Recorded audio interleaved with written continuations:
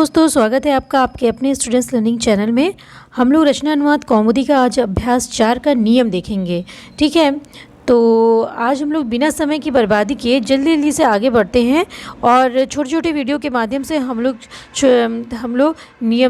इस नियम को 2 वीडियो के माध्यम से हम लोग पूरा करेंगे। ठीक है, तो चलिए शुरू करते हैं। पहले की भांति देख लीजिए आपके अभ्यास कोश कितने बढ़ गए हैं। यदि आपने पहले के सारे अभ्यासों शब्दार्थ को देखा है तो आप देख सकते हैं आपके शब्दकोश कितने ज़्यादा हैं। हाँ, ये देखिए 75 + 25, ये 25 ये और 75 के पहले अर्थात 100 शब्दकोश आपके पास हो जाएंगे और उससे ज़्यादा भी शब्दकोश हो जाएंगे।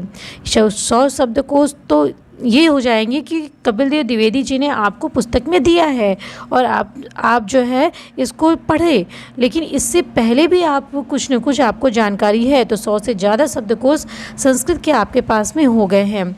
ठीक है, अब हम लोग धीरे धीरे अनुवाद के लिए हम लोग आगे बढ़ते चले जा रहे हैं। ठीक है, तो चलिए हम लोग शुरू करते हैं अभ्यास 4 और पहले की भांति ही देखिए ख। देखिए क्या है कि क्री मीन्स होता है करना। क्री का क्या मतलब होता है? करना। हाँ, और ये देखिए दोस्तों, अब इसमें जो है यहाँ पे धातु से शुरू किया गया है, धातु से। तो क्री है, क्री का मतलब होता है करना, अस मतलब होता है होना। ठीक है, चुर चुराना, चिंता करना, सोचना। ठीक है, और इसके पहले की भी जो आपके पास धातुएं बनी हैं, धातुएं आई थी, स्था है, सिद्ध है, पा है, ये सारी धातुएं भी हो गई हैं आपके पास में। और ये जो है क्री, अस, थोड़ा और बड़ा किया जाए। हाँ, देखिए क्री, अस, चुर, चिंत, कथ मीन्स कहना, भक्ष मीन्स होता है खाना, इत्थम। अब ये देखिए भक्ष तक ये आपकी धातुएं दी गई हैं। ठीक है, भक्ष तक क्या है? आपकी धातुएं हैं और आगे ग में अव्यय है। तो यहाँ पे क अर्थात जो कर्ता था आपका वो नहीं दिया गया है। हाँ, अब अभ्यास 4 से आपका प्रथम पुरुष, मध्यम पुरुष और उत्तम पुरुष पूरा हो चुका है। अब अभ्यास 4 से आप एक नई चीज़ें देखेंगे और अब आगे आप नई चीज़ों को देखते चले जाएंगे। देखिए ख में जो है धातु से शुरू किए, धातु है, अव्यय है और ये आपकी संख्या हो गई है। तो आपको क्री, अस, चुर, चिंत, कथ, भक्ष इतनी धातुएं इस अभ्यास 4 में आपको तैयार करनी है। देखिए आपका ग क्या है? ग कह रहे इत्थम। यदि आपको हिंदी में अनुवाद ऐसे का करना हो तो लिखेंगे संस्कृत में इत्थम। तथा मीन्स वैसे, यथा जैसे। कथम कैसे, कथम मतलब क्यों भी था, आप पहले पढ़ चुके हैं। और कथम मीन्स कैसे। अपि मतलब होता है भी, अपि मतलब भी। एव का मतलब होता है ही। ठीक, तभी हमने आपको इसके पहले वाले में बताया था अत्र मतलब यहाँ और एव मतलब ही।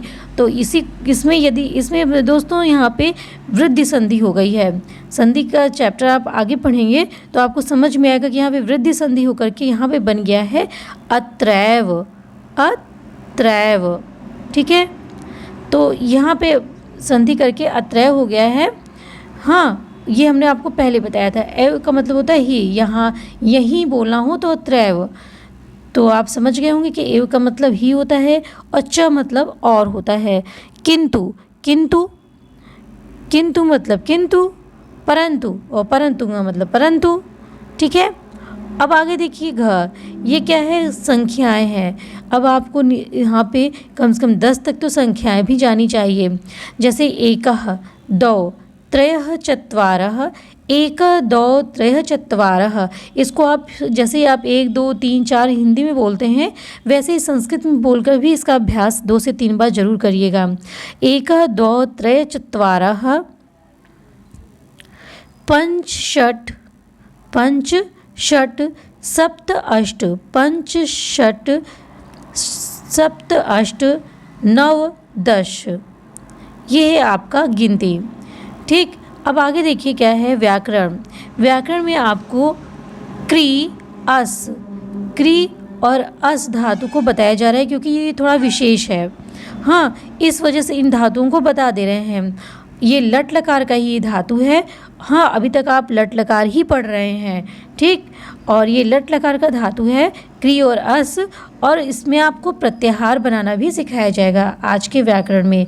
क्री अस लट लकार आप सीखेंगे और प्लस प्रत्याहार बनाना भी सीखेंगे। तो चलिए आगे बढ़ते हैं। क्री, देखिए क्री आप जान ही रहे हैं कि ये देखिए ये प्रथम पुरुष है, मध्यम पुरुष है और उत्तम पुरुष है।